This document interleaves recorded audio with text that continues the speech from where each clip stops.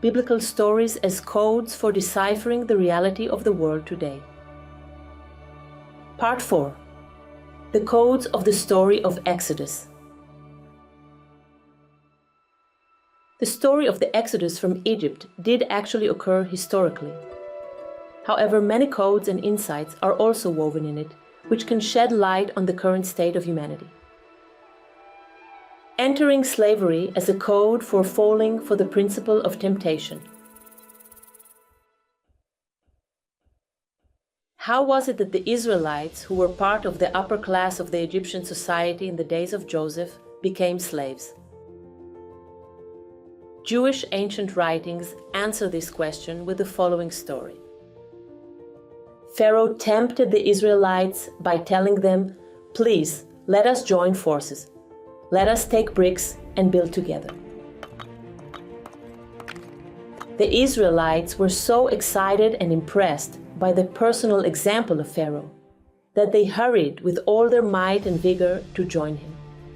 Until, as the day ended, Pharaoh posted Egyptian taskmasters over them and told them, "Count and calculate the number of bricks that were done that day, as that would be the quota the Israelites will have to reach every day." The message behind this story is that the Israelites entered slavery out of temptation. We fall into slavery as a result of surrendering to temptation, and not necessarily because it is forced upon us. As early as the story of the Garden of Eden, we see that the plan of the snake followed the principle of temptation, and this is precisely also the strategy of the darkness in present times. The darkness does not openly coerce anything on anyone, but cunningly lures people to enter the prison of the matrix, where, seemingly, democracy and economic freedom exist. However, in reality, it is a prison for the human spirit. Entering slavery of your own free will is done through mind control, which is strongly manifested in all forms of media. He who controls people's minds is able to transform them into subjects and control them without the need to use any force. Through systematic brainwashing, thought patterns are planted and nurtured, which lead to emotional responses, which in turn bring about the desired action. Who can avoid the tentacles of the darkness which clutch and grip all form of media? Only he who is not idle in spirit and who can still think independently and freely. Nevertheless, after some time, the sweetness of temptation that has led to a state of slavery turns to bitterness. Here are some examples of such a shift from our own lives. After we were tempted to make unnecessary credit card purchases, the payment will become due and payable. After we were tempted to pursue a college degree or a career not because of our love for it, but to pacify our parents so that they can be proud and say, "My child is a doctor, a lawyer, an engineer," the feeling of emptiness and regret will come. After being tempted to marry a spouse whom society deems successful, but is not the real soulmate, the abyssal sadness will also come. The disastrous consequences of the temptation to consume any addictive substances in order to escape the pain or to gain a momentary pleasure will surely come.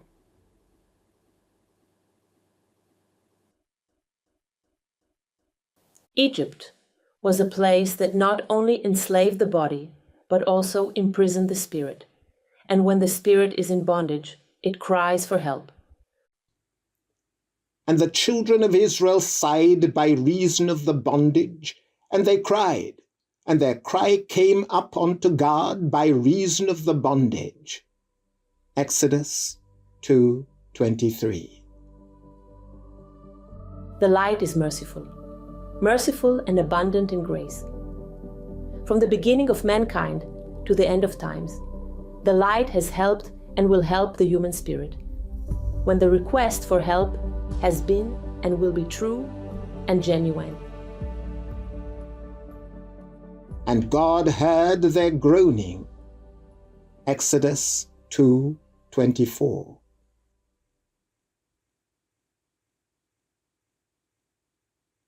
Quiet demonstrations of weed smokers or violent demonstrations with protest signs would not have helped the Israelites to gain their freedom from Pharaoh and escape Egypt, much like they will not help mankind today escape today's Pharaoh, the puppeteers of the Matrix.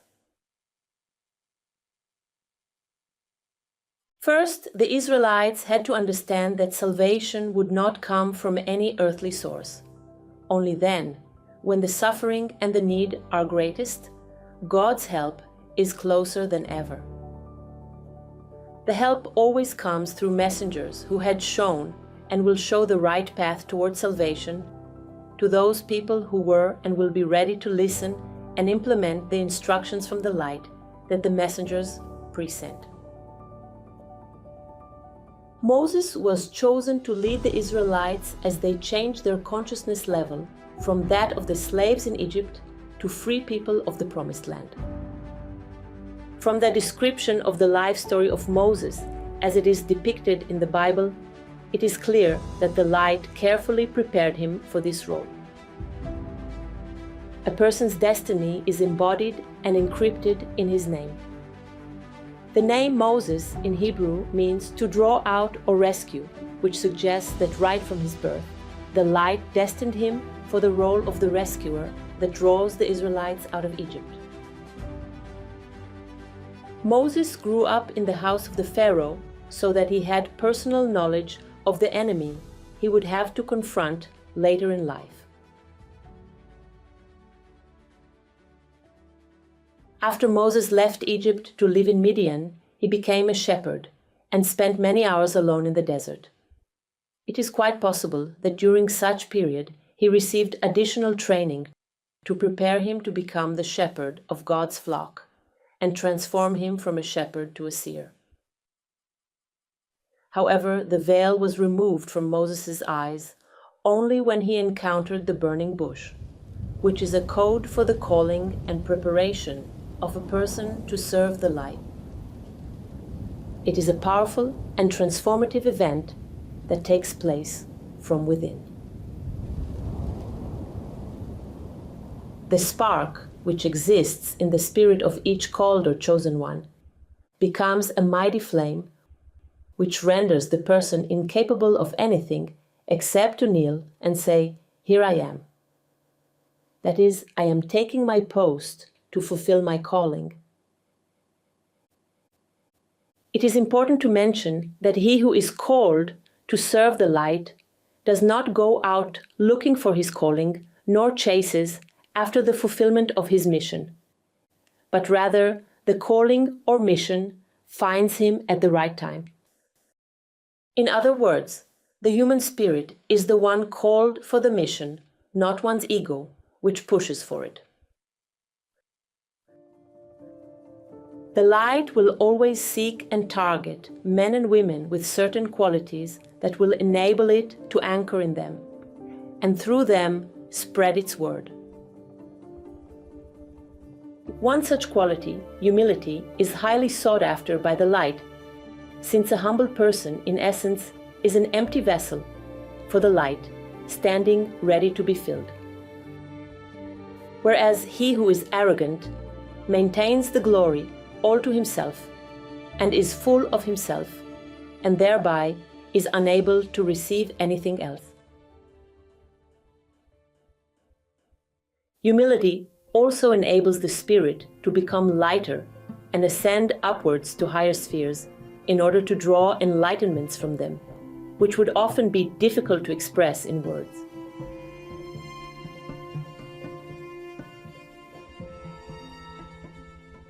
Moses is described in the Bible as having these two qualities.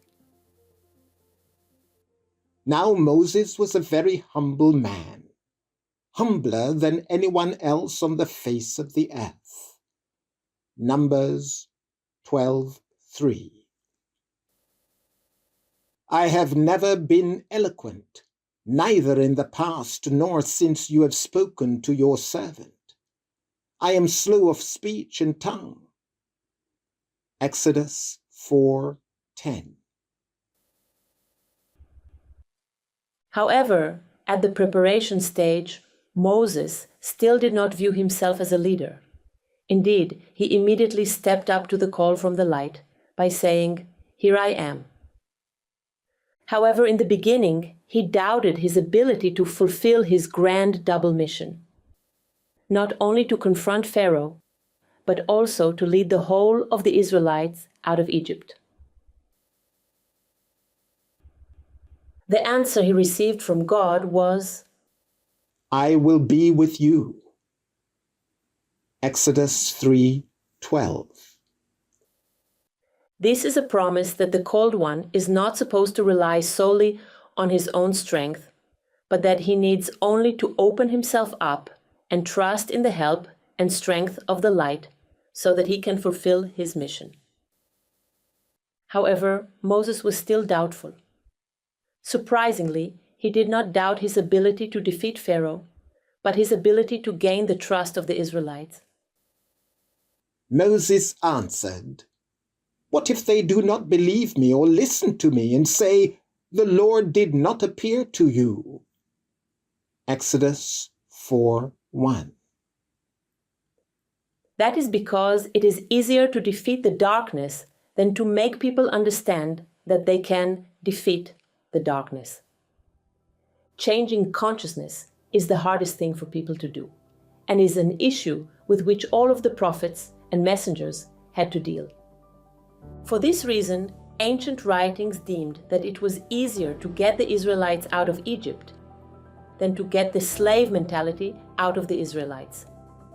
Similarly, today, it can certainly be said that it is harder to form a new human being than to build a new world. The light, however, also resolved Moses' additional doubt by granting him the ability to perform signs and wonders, which a regular person simply could not have done, so that the Israelites would believe him that he was not lying. This gift, in essence, is the ability to communicate with the elemental beings. These beings, who are divided into the four elements, earth, water, fire, and air, safeguard and maintain the entire creation. During the Exodus, they helped Moses both in destroying the evil and wrong, and with building the right and good. According to the plan of the light, Pharaoh refused to let the Israelites leave Egypt. This was for the purpose that both the Egyptians and the Israelites would gain conviction as to who is the Lord of the world. "I will harden Pharaoh's heart." Exodus 7:3. However, as previously explained in the Code of the Tower of Babel, only from the perspective of the underdeveloped consciousness level, God personally punishes. However, from the perspective of the developed consciousness level, Pharaoh automatically brought upon himself his punishment according to the laws of creation. How? During turning points throughout the history of mankind, the light has only ever increased in strength. This increase in strength is embodied by the increasing pressure. It can be equated to the process of producing olive oil, which entails crushing, pressing, and separating. Under the ever-increasing pressure, everything hidden deep within each person is exposed, and thereby each person brings the judgment on himself by himself. This is how Pharaoh's wickedness came to light, whereby he also brought his own demise upon himself. Similarly, that is also how the wickedness of the New World Order protagonists would be exposed, and they would bring ruin upon themselves by their own hands. However, during the days of the final judgment, at the time of the great judgment of all mankind, not only would the world's wicked stand under the spotlight, but also each and every person. Everything will come to light and will be exposed. The big exposure of the souls of all humans will not allow for anything to stay hidden or for the ego to hide behind any disguise.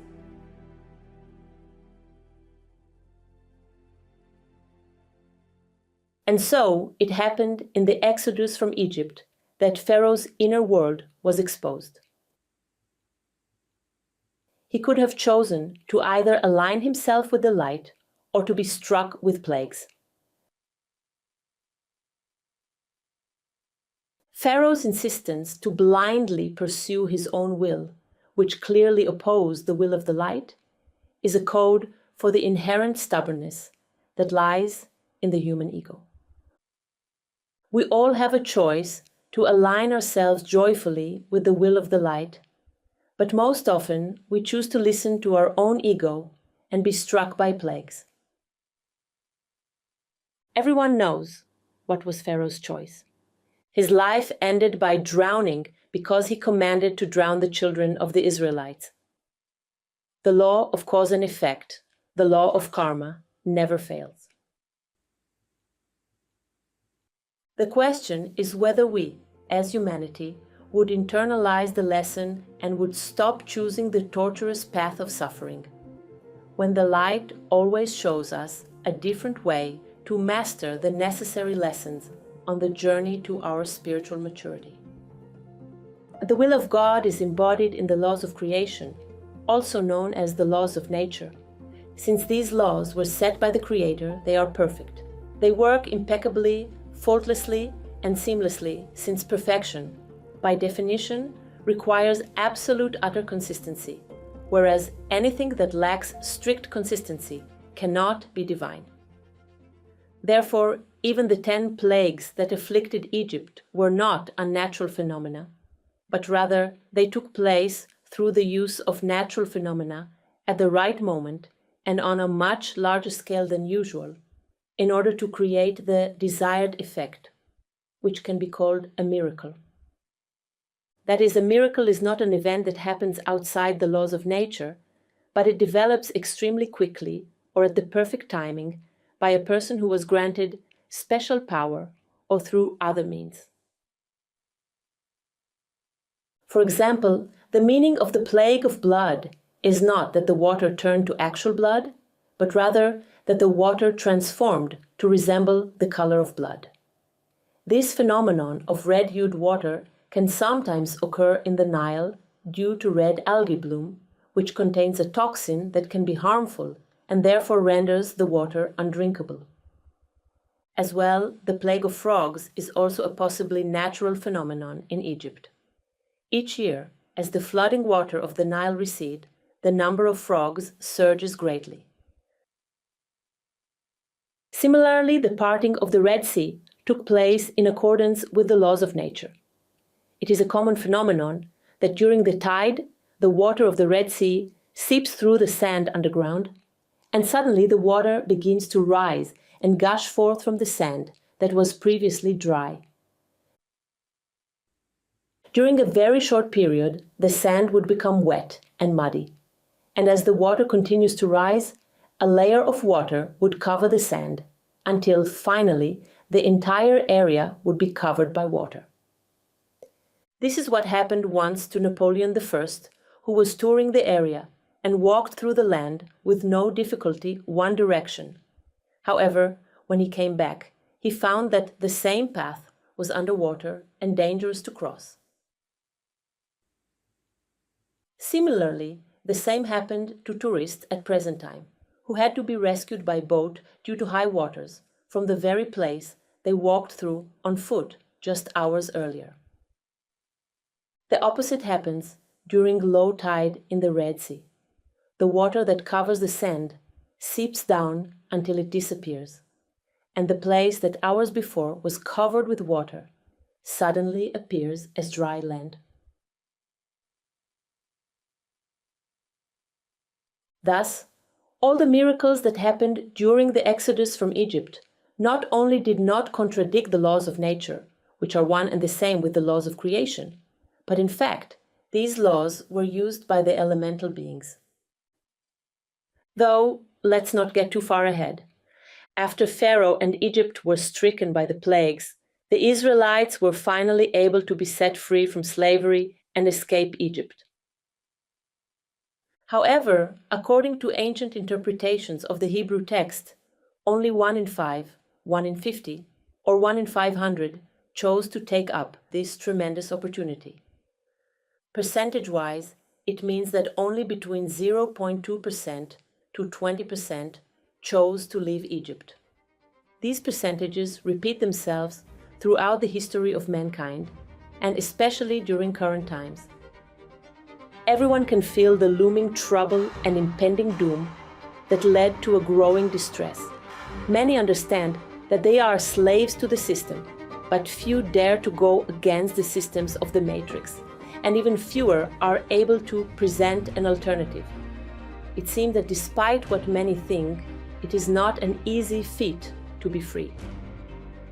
Because freedom is not synonymous with being carefree. That is, freedom does not mean doing whatever I want, whenever I want. Freedom is linked with taking responsibility because freedom and responsibility are two sides of the same coin. Only human beings were granted freedom of choice. And that is why the more freedom a person has, the greater the responsibility he must assume. Therefore, it is far easier to be a slave, to complain but continue to comply, to reduce human existence to a space of mere survival, and to nourish the continual state of fear. You can find many self-help books and seminars that market themselves by promising the oh-so-coveted freedom, but you will hardly find anyone that calls for assuming responsibility. The word responsibility is not widely popular, nor does it roll off the tongue easily, and as such is not even a part of our vocabulary. However, without responsibility, there can be no real freedom. That is what already happened in Egypt. The suffering was great, the help was sent through a messenger bearing a masterful salvation plan, but only a few chose to pack lightly and leave everything behind. Pack lightly is also a code for the correct manner in which a parting should take place, without attachment and with minimal baggage from the past. Most people live their lives attached to worthless things in comparison to their freedom. Therefore, only a small few were willing and able to leave their own evil, yet familiar Egypt, for the unknown of the Promised Land. However, it is impossible to help he who does not want to help himself. It is impossible to reason with anyone who chooses to block his ears. It is impossible to offer a helping hand to anyone who chooses to withdraw his. This is so, since the laws of creation will always allow each person freedom of choice. The darkness was never the problem of mankind. Rather, it is humanity itself that refuses to align with the laws of creation in order to receive all the help and blessings that the light intended for it. The undisputed proof of this human nature is what the Bible tells us happened after Pharaoh and his army drowned in the Red Sea. Seemingly, after the darkness was finally and utterly defeated, all of the problems should have disappeared. In reality, all of the real problems only then began to unfold. And they said unto Moses, Because there were no graves in Egypt, hast thou taken us away to die in the wilderness? Wherefore hast thou dealt thus with us, to carry us forth out of Egypt? Is not this the word that we did tell thee in Egypt, saying, Let us alone, that we may serve the Egyptians. For it had been better for us to serve the Egyptians than that we should die in the wilderness. Exodus 14:11-12. And the children of Israel said unto them, Would to God we had died by the hand of the Lord in the land of Egypt, when we sat by the flesh pots, and when we did eat bread to the full. For ye have brought us forth into this wilderness, to kill this whole assembly with hunger.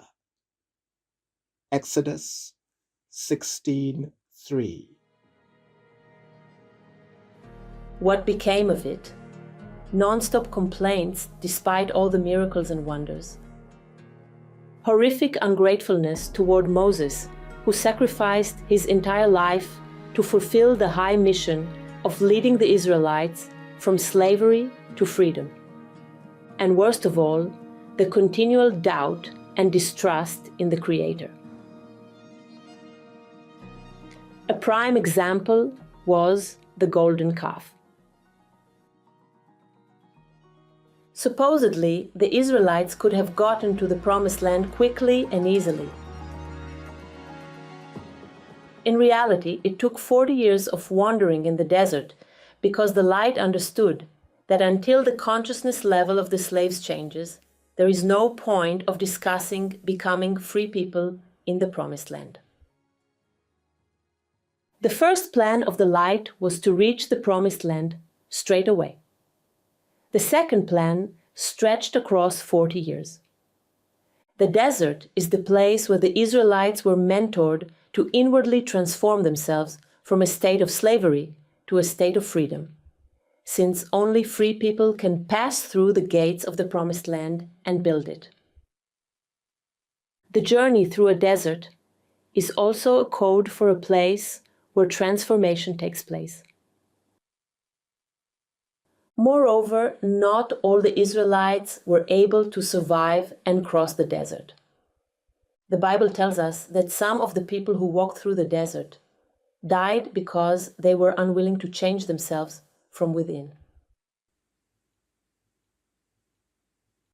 Also in our present time, not everyone who was able to recognize the lies and deception of the Matrix will be able to stand among those who will build the new world, because the new world will be built only by those human beings who completed the process of inner purification and aligned themselves with the laws of creation. Only a new human being could build the new world. Mount Sinai and the Ten Commandments. The greatest treasure and the source of continued spiritual development for the Israelites was given to them as laws in the form of the Ten Commandments. We will expand on the universal, eternal significance of these laws in future lectures.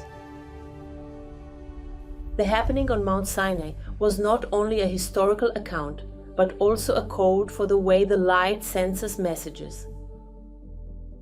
Only Moses could ascend to the top of the mountain. The spiritual meaning behind it was that only he possessed a high enough vibrational frequency to be able to receive the messages from the light. Only he possessed the suitable vessel to be able to receive from the light.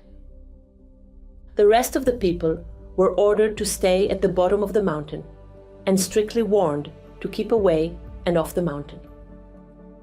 The spiritual meaning behind this order was that attempts to receive higher frequency vibrations by those not suited to receive them could only cause them confusion, dissension, heresy, madness, and in extreme cases, also death. Moses, like all spiritual leaders, needed the seclusion at the top of the mountain in order to absorb the high light radiations, which he would then have to transmit, using words matching the consciousness level and vessels of his audience so that they could grasp it. When Moses came down from Mount Sinai, with the 2 tablets of the covenant law in his hands. He was not aware that his face was radiant because he had spoken with the Lord. When Aaron and all the Israelites saw Moses, his face was radiant, and they were afraid to come near him. But Moses called to them. So Aaron and all the leaders of the community came back to him, and he spoke to them. Afterward, all the Israelites came near him, and he gave them all the commands the Lord had given him on Mount Sinai. When Moses finished speaking to them, he put a veil over his face. But whenever he entered the Lord's presence to speak with him, he removed the veil until he came out. And when he came out and told the Israelites what he had been commanded, they saw that his face was radiant. Then Moses would put the veil back over his face until he went in to speak with the Lord.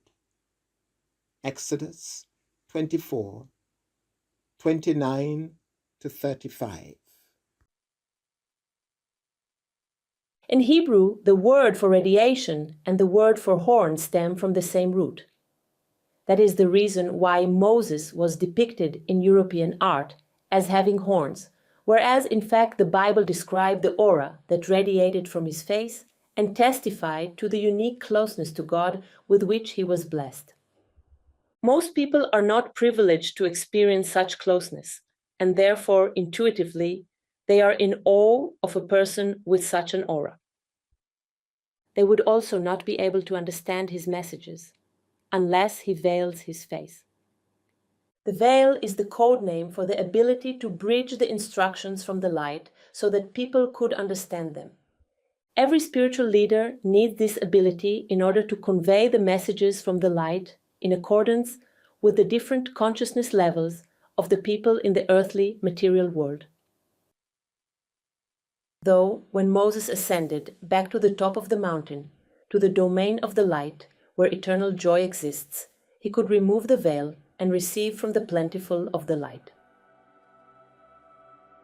The Alma School for Humanities curriculum is based on the model set in Mount Sinai.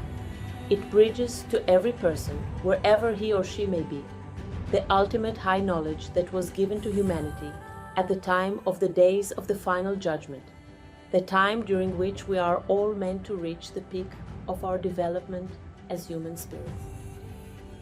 You are invited to ascend to the top of the mountain with us.